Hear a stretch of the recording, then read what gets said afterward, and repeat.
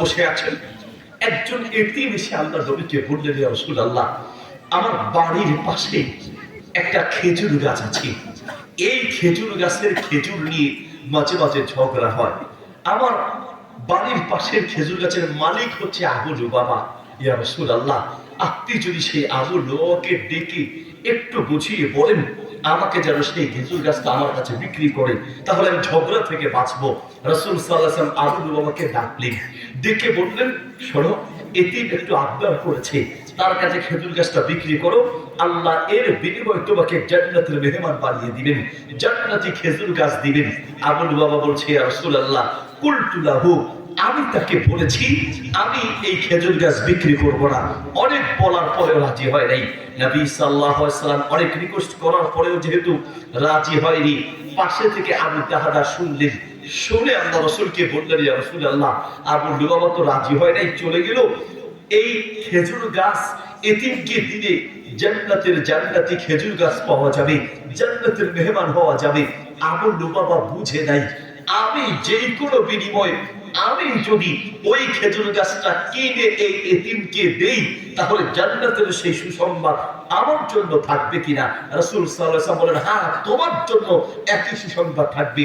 আবু দাহদা দৌড়ে গিয়ে আবু লুবাবার হাত ধরে বলছে, ভাই আমার, আমি একটি মাত্র আবদার দিয়ে এসেছি, শোনো, তোমার কাছে রাসূল সাল্লাল্লাহু আলাইহি ওয়াসাল্লাম খেজুর গাছটা চেয়েছে, এতিমকে দিবে, তুমি রাজি হও নাই, তুমি হয়তো ভেবেছো টাকা তোমাকে কম দিবে। আমি বলছি আল্লাহ আমাকে তাওফীক দিয়েছেন, কত লাগবে তোমার বলো, যা চাও, যত টাকা চাও, চাইতে দেরি হবে, আমি দিতে দেরি হবে না, কত হলে বিক্রি করবে বলো? আবু লুবাবা বলছি, কুলতু লাহু লা আবিহু, আমি তাকে বলেছি আমি বিক্রি করব না, যত টাকা দেন আমি বিক্রি করব না। আবু দাহাদা চিন্তা করলো, বুঝেছি, টাকার বিনিময়ে বিক্রি করবে না। আচ্ছা ঠিক আছে, তাহলে শোনো, বুস্তান আবি দাহাদা, মদিনার সেই বিশাল বাগান, খেজুর গাছ আছে 600-র উপরে, ওই বাগানের নাম শুনেছো? হ্যাঁ, ইন্নী আরাফতুহু, আমি চিনেছি সেই গাছটি, ইন্নী আরিফুহু, আমি সেই খেজুর বাগান তো চিনি। বলছে, শোনো, আনা আবু দাহাদা, আমি হচ্ছি সেই আবু দাহাদা, ওই পুরো বাগানের মালিক হলাম আমি। তুমি যদি একটা খেজুর গাছ আমাকে দাও, এর বিনিময়ে আমি তোমাকে পুরো বাগান, পুরো গাছ, পুরো খেজুর সহ, এমনকি পুরো মাটি সহ আমি তোমাকে মালিক বানিয়ে দিব। একটা ঘর বানিয়েছি বড় মায়া করে, সেই ঘর সহ যদি তোমাকে দেই, পুরো বাগান দেই, পুরো গাছ সহ দেই, তাহলে রাজি আছো কিনা? আবু লুবাবা অবাক হয়ে বলল, কি বলো, একটা গাছের জন্য যদি পুরো বাগান দিতে রাজি হয়ে যাও, তাহলে আমি কেন রাজি হব না? চুক্তি করো, চুক্তি। চুক্তি হয়ে গেল।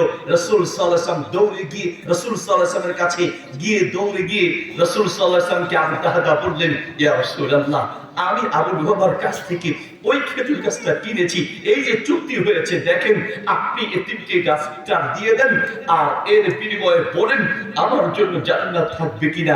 রাসূল সাল্লাল্লাহু আলাইহি ওয়াসাল্লাম অবাক হয়ে বললেন, সাহাবী আবু দাহাদা, তুমি ওই গাছটা কি করে নিলে?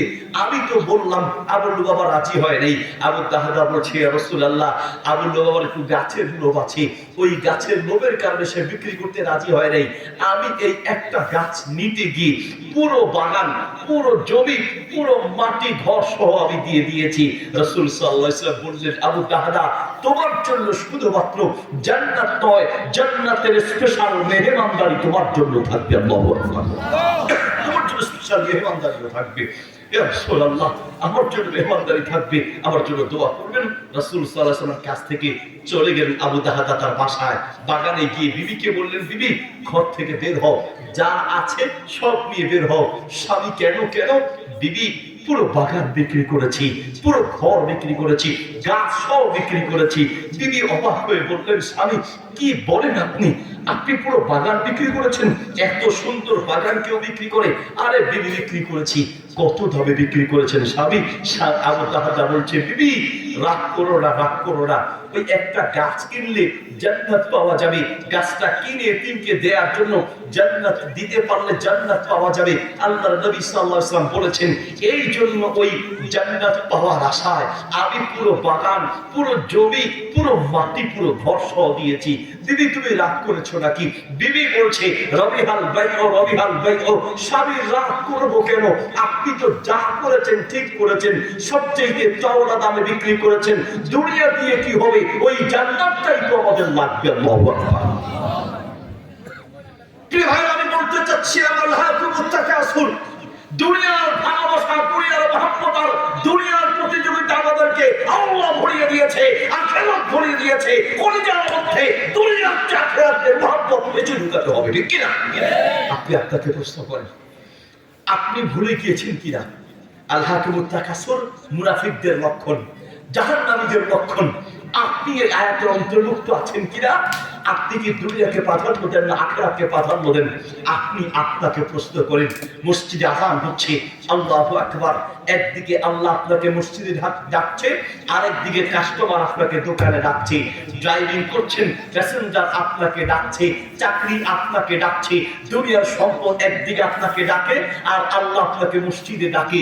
যদি দুনিয়ার সবকিছু ত্যাগ করে সকল ভালোবাসা মহব্বত লাঠি মেরে মসজিদে হাজির হতে পারেন, বুঝতে হবে আপনার পরিচয় আল্লাহর মহব্বত আর আখিরাতের ভালোবাসা বেশি, ঠিক কি? নবী সাল্লাল্লাহু আলাইহি ওয়াসাল্লাম বলেন, মানুষ জাহান্নামে যাওয়ার দুটি বড় কারণ। মানুষ জাহান্নামে যাওয়ার কারণ সবচেয়ে বড় দুইটা। এক, ফাআম্মা মান তাগা, দুই, আসারাল হায়াতাদ দুনিয়া। এক নম্বর হলো ইসলামের সীমা যারা লঙ্ঘন করে তারা জাহান্নামে যাবে।